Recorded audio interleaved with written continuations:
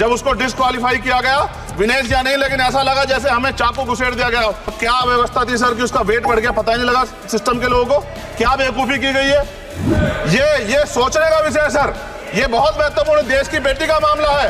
ये हरियाणा की बेटी नहीं है सर, वो एक जात की बेटी नहीं है, वो हमारी बहन है, देश की बेटी है। विनेश जो है देश का नाम गौरवान्वित करती, इस देश का नाम बढ़ाती, लेकिन आज जो है अपमान का सामना करना पड़ा। अभी मैं सुबह से प्रयास कर रहा था कि विनेश के लिए बोलूं।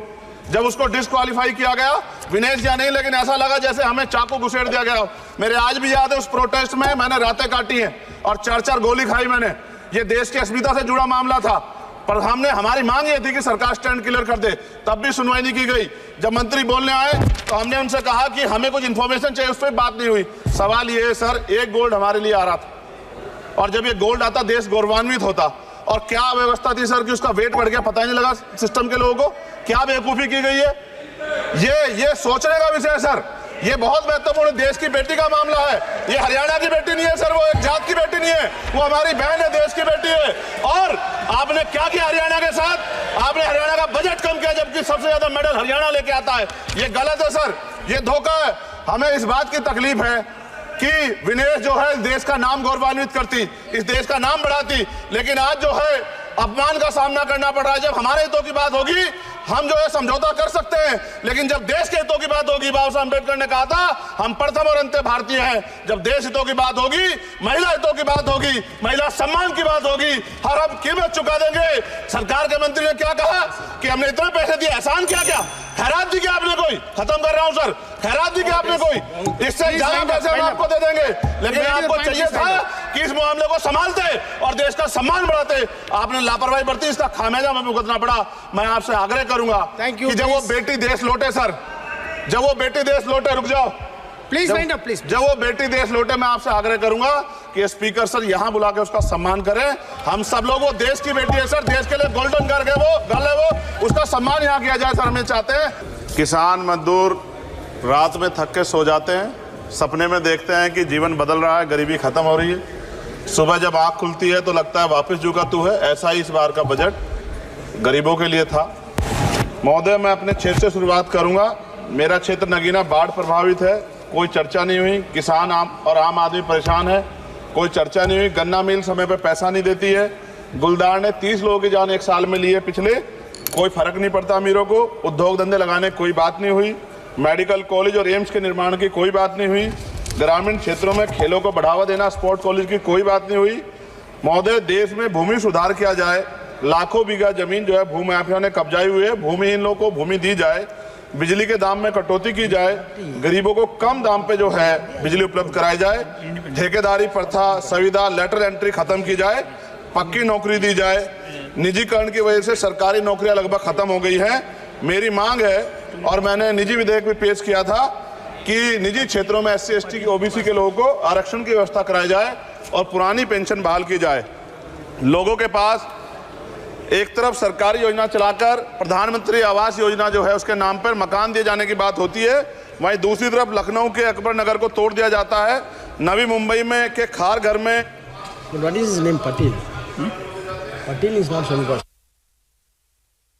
No, this is the caste. उसकी जार This is Kashmir, Chandrasekhar. No, this Patil. Mike नहीं है सर, बंद कर रहे हो sir? Independent. This is independent. आ गया, धन्यवाद। हमारे लोग सर आर्थिक रूप से बड़े कमजोर हैं और 2 अप्रैल 2018 के मुकदमों के लिए कई बार सरकार से बात हुई, वापस नहीं हुई। उनको वापस कराया जाए। भीमा को वकीलों को बहुत पैसे लगते हैं सर। भीमा कोरे गांव में 3000 लोगों पे मुकदमे हुए थे महाराष्ट्र में, वो वापस नहीं हुए। पुणे में दीक्षा भूमि जो हमारा गौरव है, उसका वहाँ पार्किंग बना के उसको अपमानित किया जा रहा है, इसको बंद कराया जाए।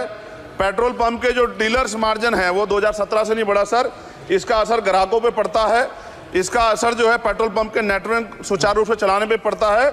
डीजल मार्जिन की बढ़ोतरी ना होने से हजारों कर्मचारी, लाखों कर्मचारी जो वहाँ काम करते हैं उनके जीवन पर असर पड़ रहा है।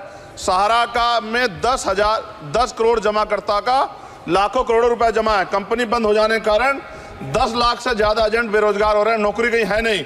भुगतान ना होने के कारण जमाकर्ताओं के द्वारा एजेंट पर जबरदस्ती भुगतान कराने का दबाव बनाया जा रहा है, जिसके कारण 5000 से ज्यादा एजेंटों ने आत्महत्या कर ली है। सभापति महोदय, उत्तर प्रदेश देश का सबसे बड़ा सूबा है। उसको इस बजट में कुछ नहीं मिला। और बहुत सारे मेंबर, 80 के लगभग हम मेंबर जो है उत्तर प्रदेश जीत के आए, ना के बराबर मिला। यूपी में 25 करोड़ से ज्यादा आबादी है उत्तर प्रदेश के अंदर, 5 किलो राशन सरकार दे रही है, लेकिन जीवन जीने के लिए काफी नहीं है। और भी बुनियादी सुविधाओं की जरूरत पड़ती है अगर इज्जत की जिंदगी चाहिए, उसके लिए सरकार के पास कोई उपाय नहीं है। यूपी जब एक बड़ा राज्य है, लेकिन यूपी में भाजपा सरकार की विकास गति बहुत धीमी है। हमारी सरकार से, केंद्र की सरकार से मांग है, हमें यूपी की सरकार की चिंता नहीं है, लेकिन यूपी की जनता की चिंता है।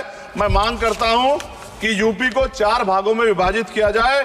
डॉक्टर बाबा साहब अम्बेडकर ने कहा था 1995 में, उनकी बुक है थॉट्स ऑफ लिंग्विस्टिक स्टेट, किताब में कहा था राज्य जितना छोटा होगा राज्य की प्रगति उतनी होगी, जनता को रोजगार मिलेगा और जनता का जीवन संपन्न होगा।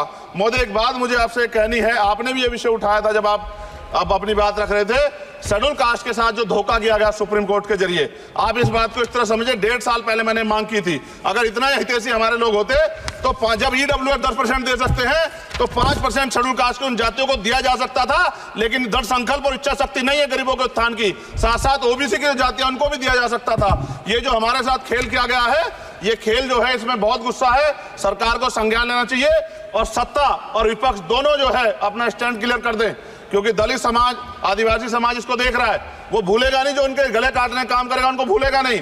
बहुत बहुत धन्यवाद, आपने बात रखने का मौका दिया। महिला विरोधी चुप रहे, Thank you. कोई महिला विरोधी नहीं बोलेगा बीच में।